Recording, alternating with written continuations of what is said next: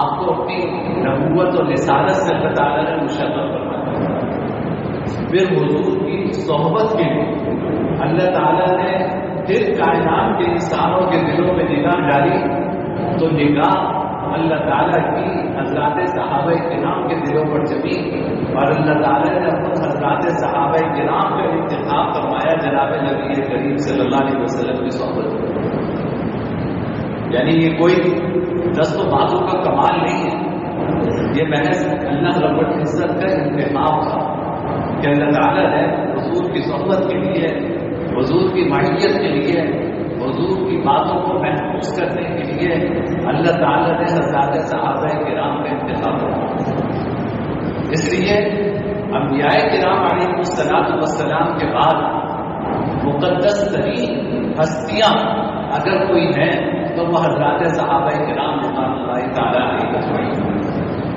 ان میں تمام صحابہ کرام شامل ہیں، ہماری تمام امہات المومنین شامل ہیں، اور جناب نبی کریم صلی اللہ علیہ وسلم کی آل اور اولاد جن کو صحابیت کا شرف ملا وہ سب اس میں شامل ہیں. سر اس میں کوئی فرق نہیں. یہ وہ مقدس ہستیاں ہیں کہ اللہ تعالیٰ نے ان کے ایمان کو نمونہ بنایا.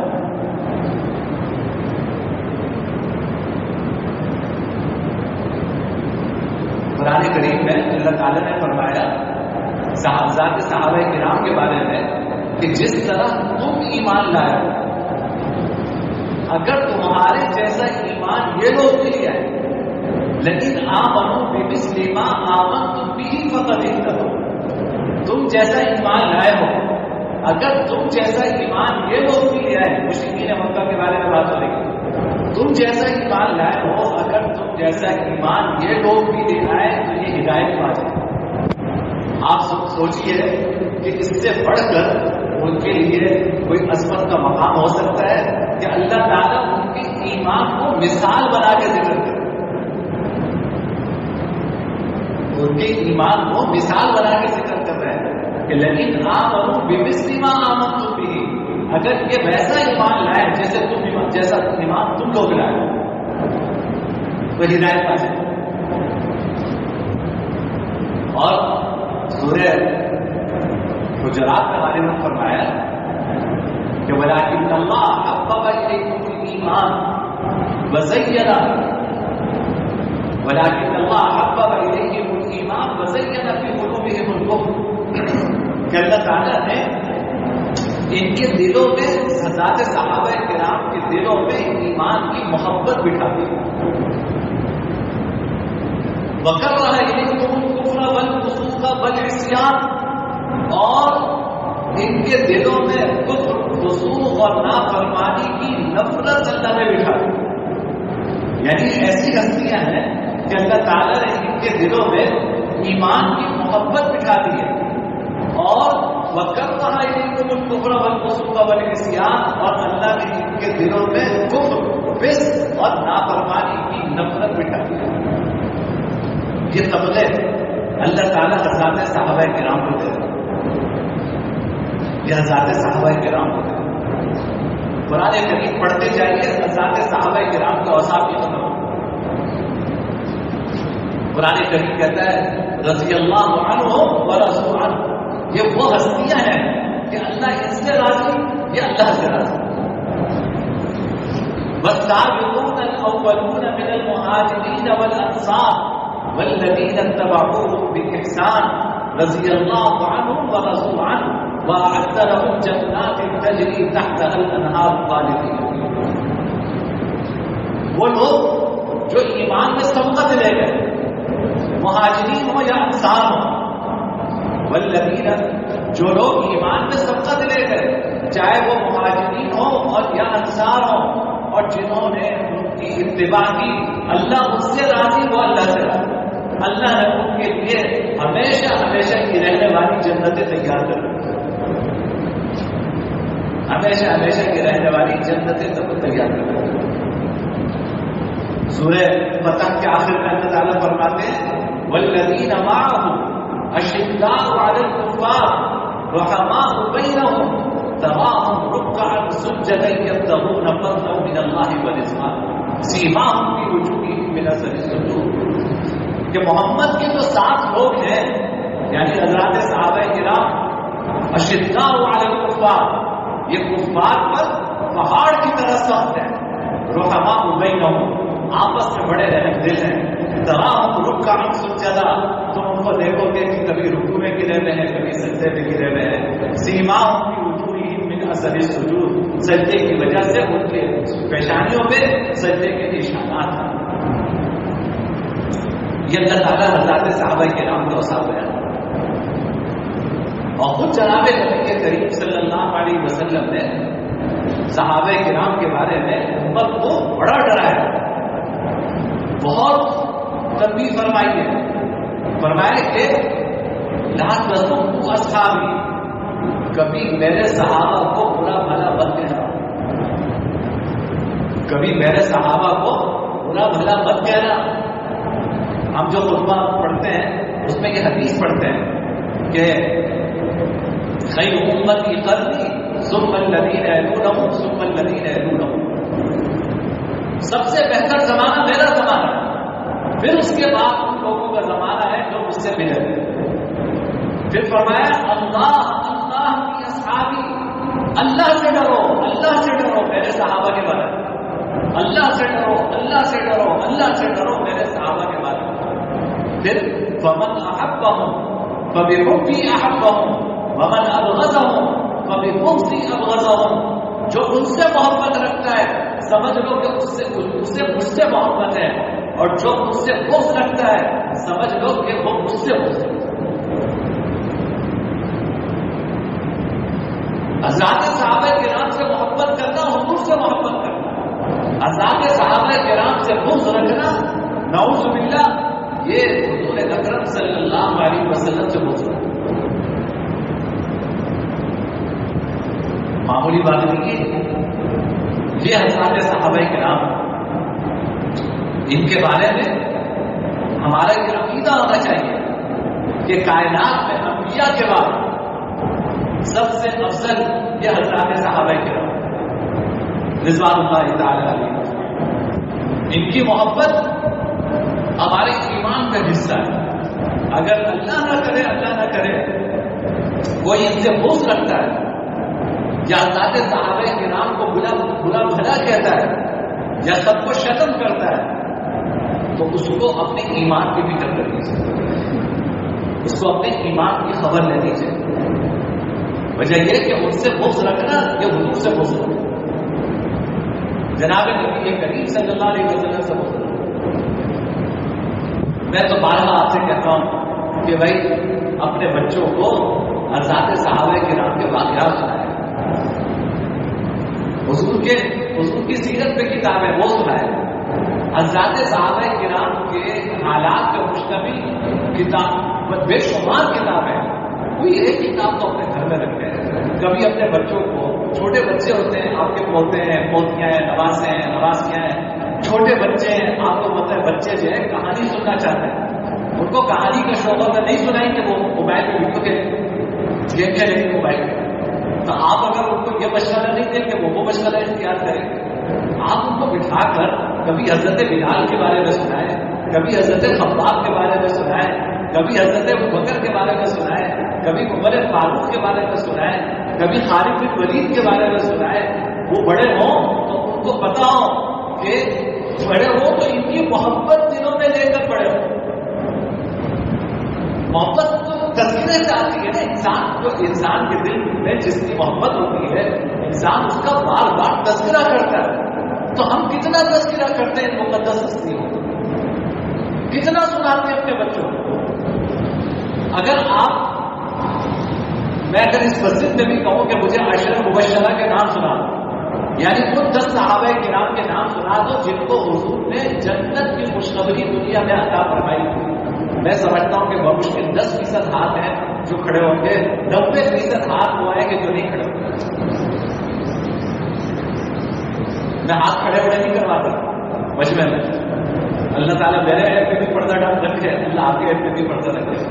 تو دیکھیں سچی بات یہ ہے کہ اگر ہم اپنے دل کو ٹٹولیں، اپنے حالات سے ہم سب سے زیادہ واقف ہیں، تو یقین کیجیے کہ اس مجمع کا 10% وہ ہوگا جس کو عشرہ مبشرہ کے نام ہے، 10% بھی وہ طبقہ نہیں ہوگا جس کو جناب نبی کریم صلی اللہ علیہ وسلم کی ازواج کا اور ہماری امہات کے نام یاد ہو، 10% بھی نہیں۔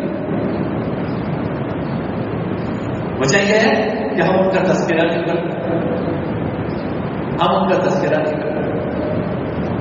میں تو کہتا ہوں چلو آپ پوری کتاب چھوڑ دیں، فضائل اعمال پڑھتے ہیں نا، اس میں شروع کا حصہ حکایات صحابہ کا، فضائل اعمال کے شروع میں ایک پورا باب ہے حکایات صحابہ کا، جس میں حضرات صحابہ کرام کے واقعات ہیں، مستند احادیث سے وہ واقعات جمع کیے حضرت شیخ الحدیث رحمۃ اللہ علیہ نے، کم سے کم وہ پڑھ کے سنا، وہ پڑھیں گے تو ایمان تازہ ہوگا، وہ پڑھیں گے تو ان کی عظمت ہمارے دلوں میں آئے گی، وہ پڑھیں گے تو ان کی قدر ہمارے دلوں میں آئے گی، تو ہم اپنے بچوں کے دلوں میں ان کی عظمت بٹھائیں گے۔ یہ ان کی ایمان کی حفاظت کا سوال ہے، ایمان کی حفاظت کا سوال ہے۔ آج کل فتنے کا دور ہے، حضرات صحابہ کرام رضوان اللہ تعالی علیہ اجمعین کے حوالے سے بھی امت افراد و تفریق کا شکار ہے۔ آپ کو ایک طرف وہ بدترین فرقہ نظر آئے گا جس کا کام ہی حضرات صحابہ کرام کو برا بھلا کہنا، جس کے مجھے نہیں پتا، یعنی میں تو سمجھتا ہوں کہ عیسائیت لے لو، یہودیت لے لو، بدمت لے لو، ہندو مت لے لو، کسی مذہب میں برا بھلا کہنا کوئی عبادت کا کام نہیں۔ آپ پڑھ لیجیے، کہیں یہودیوں کے آپ پڑھیں کہ ایک تصویر ہو اور تصویر یہ کر جو ہے وہ مسلمانوں پہ لعنت، مسلمانوں پہ لعنت، مسلمانوں پہ لعنت، کبھی یہودیوں کیا سنا کہ آپ نے وہ یہ تصویر پڑھتے ہو؟ یہود لے لیں، عیسائی لے لیں، بدھ مت لے لیں، ہندو مت لے لیں، کسی بھی مذہب میں، کسی بھی دین میں برا بھلا کہنا کہ کوئی عبادت نہیں، لیکن ایسے لوگ موجود ہیں جن کے ہاتھ صبح شام ہر نماز کے بعد لعن طعن کرنا، سب کو شتم کرنا، حضرات صحابہ کرام کو برا بھلا کہنا ان کے نزدیک اس سے بڑی کوئی عبادت نہیں۔ نعوذ باللہ من ذلک۔ یہ ایک حد پہ پہنچے، ان کا کہنا یہ ہے کہ جناب نبی کریم صلی اللہ علیہ وسلم کی وفات کے بعد حضرات صحابہ کرام سیدھے راستے سے ہٹ گئے اور تقریباً 90-99% مرتد ہو گئے تھے، کچھ باقی تھے، بس 2-2.5% جو ہے وہ باقی تھے، باقی سارے صحابہ کرام حضور کی وفات کے بعد جو ہے وہ دین سے پھر گئے، نعوذ باللہ من ذلک۔ آپ سوچئے کہ جناب نبی کریم صلی اللہ علیہ وسلم جتنی محنت کر کے گئے اس پر اس سے بڑا کوئی سوال ہو سکتا ہے؟ آپ نے جن لوگوں پہ محنت کی، ایسی محنت کی کہ وہ آپ کی آنکھ بند ہوئی اور وہ جو ہے وہ دین سے ہٹ گئے۔ قرآن کریم آپ کی مقاصد بعثت بیان کرتے ہوئے کہتا ہے کہ آپ کا مقصد بعثت یہ کہ تعلمهم الکتاب یتلو علیہم آیاتی، آپ ان کے سامنے قرآن کریم کی آیات کی تلاوت کریں، ان کے سامنے، علیہم، ان کے سامنے، ان کے سامنے، حضرات صحابہ کرام کے سامنے، وَيُعَلِّمُهُمُ الْكِتَابَ وَالْحِکْمَةَ، ان کو کتاب کی تعلیم دیجیے، ان کو حکمت کی تعلیم دیجیے، وَيُزَكِّيهِمْ، اور ان کا تزکیہ کیجیے۔ اب سوال یہ ہے کہ حضور کی دنیا میں آنے کے مقاصد کے 4 بیان کیے قرآن کریم میں، اور سورہ بقرہ میں بیان کیے، سورہ نساء میں بیان کیے، سورہ جمعہ میں بیان کیے، 3 جگہ یہ آیت آئی ہے قرآن کریم۔ اب سوال یہ ہے کہ حضور نے اپنے کے مقاصد بعثت پورے کیے یا نہیں کیے؟ ان حضرات صحابہ کرام کی تعلیم و تربیت کی یا نہیں کی؟ آپ نے ان کا تزکیہ کیا یا نہیں کیا؟ اگر آپ کہتے ہیں کہ نہیں کیا تو اس سے بڑی ناکامی کوئی نہیں۔ اگر آپ کہتے ہیں کہ ان کا تزکیہ کیا تو یہ کیسا تزکیہ کہ آپ کی وفات کے بعد ایمانی باقی نہیں ہے؟ نعوذ باللہ۔ ایک طرف یہ طبقہ فکر ہے کہ جو حضرات صحابہ کرام رضوان اللہ تعالی علیہ اجمعین کی نفرت دلوں میں بٹھا. نعوذ باللہ من ذالک. میں کہتا ہوں کہ محبت ہمارے ایمان کی علامت ہے. کائنات میں انبیاء کے بعد عظیم ترین ہستیاں صحابہ کرام کی ہستیاں. ٹھیک ہے ان میں آپس میں اختلافات ہوئے لیکن اس اختلاف کی مثال کیا ہے؟ اجتہادی اختلاف. بھائی ایک مسئلہ پیش آیا, آپ کی رائے کچھ ہو سکتی ہے, میری رائے کچھ ہو سکتی ہے, تو اس پہ برا بھلا کہنے کی کیا بات ہے؟ میں آپ کو اس کی مثال چھوٹی سی مثال دے کے سمجھاؤں. جب غزوہ خندق سے حضور گھر تشریف لائے, ابھی اپنا خود اتار رہے تھے کہ جبرائیل امین آئے, کہا کہ آپ خود اتار رہے ہیں, فرشتوں نے تو بھی اپنے ہتھیار نہیں رکھے. آپ نے پوچھا کہ کیا حکم ہے جبرائیل؟ جبرائیل امین نے کہا کہ سب سے پہلے اللہ کا حکم یہ کہ ابھی ہتھیار نہیں رکھنے. بنو قریظہ کے یہود جنہوں نے بس پشت آپ سے غداری کی اور مشرکین مکہ کی مدد کی, پہلے ان سے جا کے جہاد کیجیے, ان کا فیصلہ کیجیے, اس کے بعد ہتھیار رکھنے کی اجازت. جناب نبی کے کریم صلی اللہ علیہ وسلم نے ہتھیار خود واپس پہن, ہتھیار دوبارہ اٹھائے اور اب بنو قریظہ کی طرف چلے. حضرات صحابہ کرام کو کہا لا یصلین احدکم العصر الا فی بنی قریظہ. ظہر کی نماز پڑھ لی تھی, کہا کہ دیکھو عصر کی نماز جو ہے نا ہمیں بنو قریظہ جا کے پڑھنی ہے, یعنی جلدی جلدی نکلو اور عصر کی نماز بنو قریظہ جا کے پڑھنی ہے. جبرائیل امین نے آ کے یہ ہدایت دی. میں سمجھانا کیا چاہ رہا ہوں, آپ توجہ سے سمجھیں. سب تیار ہو کے نکلے, اب راستے میں عصر کی نماز کا وقت ہو گیا. حضور آگے تشریف لے گئے, عصر کی نماز کا وقت ہو گیا. اب حضور کے ذہن مبارک سے یہ جو جملہ نکلا کہ لا یصلین احدکم العصر الا فی بنی قریظہ, کہ تم میں سے کوئی شخص عصر کی نماز نہ پڑھے مگر بنی قریظہ پہنچ کر. اب اس کا کیا مطلب ہے؟ عصر کا وقت ہو گیا. صحابہ کرام کی ایک جماعت نے کہا کہ دیکھو حضور کے کہنے کا مطلب یہ نہیں تھا کہ ہم عصر کی نماز قضا کر دیں. آپ کے کہنے کا مطلب یہ تھا کہ ذرا جلدی چلو, تو بس جلدی سے عصر کی نماز پڑھ لو درمیان کے راستے میں اور فوراً آگے چلیں گے تاکہ حضور کا مقصد بھی پورا ہو جائے, ہماری نماز بھی نہ چھوٹے. ایک نقطہ نظر یہ اوپر. لیکن صحابہ کرام کی ایک جماعت نے یہ کہا کہ نہیں, جب حضور نے کہا ہے کہ عصر بنو قریظہ میں جا کے پڑھنی ہے تو چاہے قضا ہو جائے, ہم عصر یہاں نہیں پڑھیں گے. اب آپ بتائیے یہ دو رائے ہوگی نا, تو یہ دونوں رائے کس چیز میں ہے؟ حضور کے ایک جملے کا مطلب سمجھنے میں. حضور نے ایک جملہ فرمایا, اس جملے کا مطلب سمجھنے میں دو رائے ہو گئی. اس صحابہ نے کہا کہ بھائی مقصد یہ تھا کہ جلدی جلدی چلو, یعنی یہ مطلب نہیں ہے کہ عصر چھوڑ دو. کچھ نے کہا کہ نہیں عصر رہ جائے کوئی بات نہیں, لیکن حضور کی بات مانو. حضور کے سامنے دونوں پیش ہوئے اور دونوں نے اپنی اپنی کارگزاری رکھی کہ یا رسول اللہ, انہوں نے عصر کی نماز چھوڑ دی. انہوں نے کہا کہ یا رسول اللہ, انہوں نے آپ کے حکم کی نافرمانی کی. آپ نے فرمایا دونوں نے صحیح کیا, آپ نے فرمایا دونوں نے صحیح کیا. کسی کی نہ برا کسی کو کہا نہ کسی کے بارے میں آپ نے فرمایا دونوں نے صحیح کیا. اب آپ یہ بتائیے یہ دو رائے ہونا یہ کون سی غلط بات ہے؟ جہاں عقل مند لوگ رہتے ہوں گے وہاں کسی بات کا مفہوم سمجھنے میں دو رائے ہونا کوئی بعید نہیں ہے. تو حضرات صحابہ کرام رضوان اللہ تعالی علیہ اجمعین حضور کی زندگی میں جب اس طرح کی کوئی بات پیش آتی تھی تو حضور سے دریافت فرما لیا کرتے تھے. حضور کے دنیا سے رخصت ہونے کے بعد جب اس طرح کی بات پیش آتی تھی آپس میں مشورہ کر لیا کرتے تھے. لیکن پھر بھی اگر مشورے سے میں آپ کی رائے سے متفق نہ ہوں یا آپ میری رائے سے متفق نہ ہوں تو مجھے بھی حق ہے کہ میں اپنی رائے پہ رہوں, آپ کو بھی حق ہے اپنی رائے پہ رہے. تو اس میں کون سی بری بات ہے؟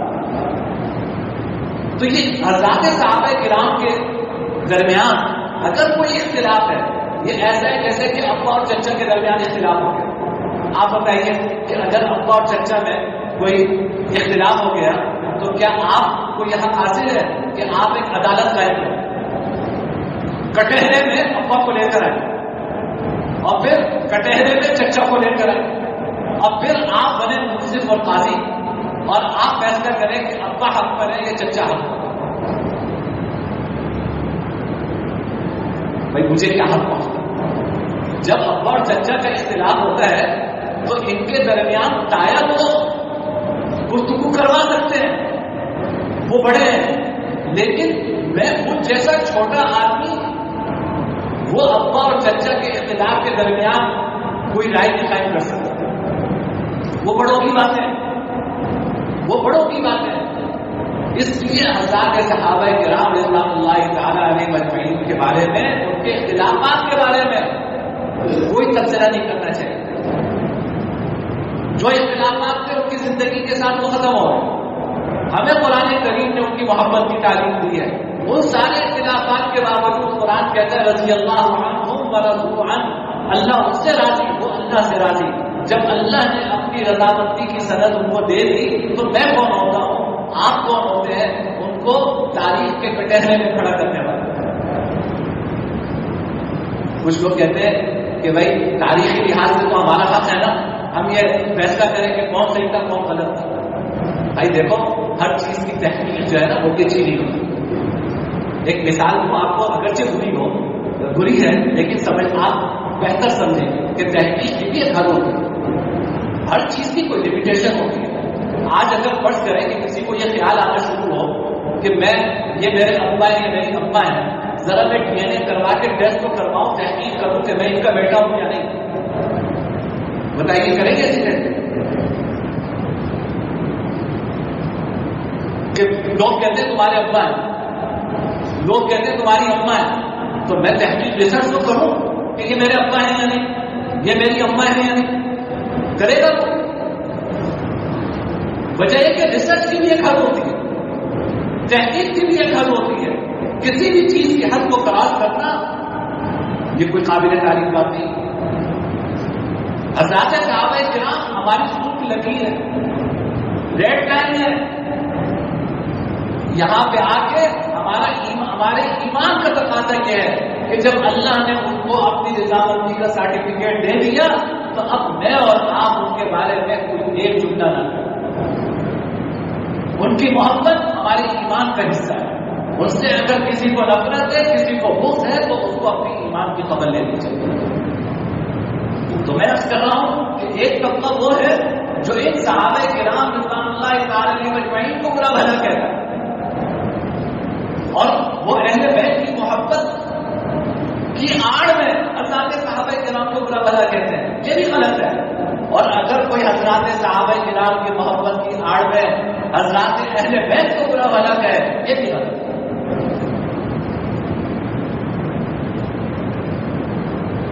حضرات صحابہ کرام کی محبت کا دعویٰ کر کے حضرت حسن کی شان میں گستاخی کرے، حضرت حسین رضی اللہ تعالیٰ عنہ کی شان میں گستاخی کرے، حضرت علی رضی اللہ تعالیٰ عنہ کی شان میں گستاخی کرے، اور شہدائے کربلا کی شان میں گستاخی کرے، ایسا شخص کی راہ راست سے ہٹا۔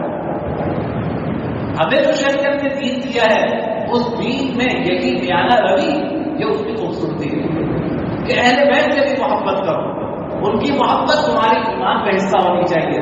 حضور جاتے جاتے کہہ گئے کہ میں تمہیں دو چیزیں چھوڑ کے جا رہا ہوں، مضبوطی سے سامنا، ایک اللہ کی کتاب اور ایک اپنے اہل بیت۔ حضور جاتے جاتے کہہ گئے الحسن والحسین سیدا شباب اہل الجنہ، حسن حسین یہ جنت کے لوگوں کے سردار ہیں، جنت کے جوانوں کے سردار ہیں۔ حضور یہ کہہ کے لے جاتے چلتے۔ تو اہل بیت کی تعظیم، ان کی محبت یہ بھی ہمارے ایمان کا حصہ، حضرات صحابہ کرام کی محبت یہ بھی ہمارے ایمان کا حصہ۔ اس اعتدال کے راستے پہ چلیں گے تو ایمان بچا پائیں گے۔ ادھر بھی گھاٹی ہے ادھر بھی گھاٹی ہے، اللہ تعالیٰ ہمیں گھاٹیوں میں گرنے سے ہماری حفاظت فرمائے، اللہ ہماری ایمان کی حفاظت فرمائے۔ آخر دعوانا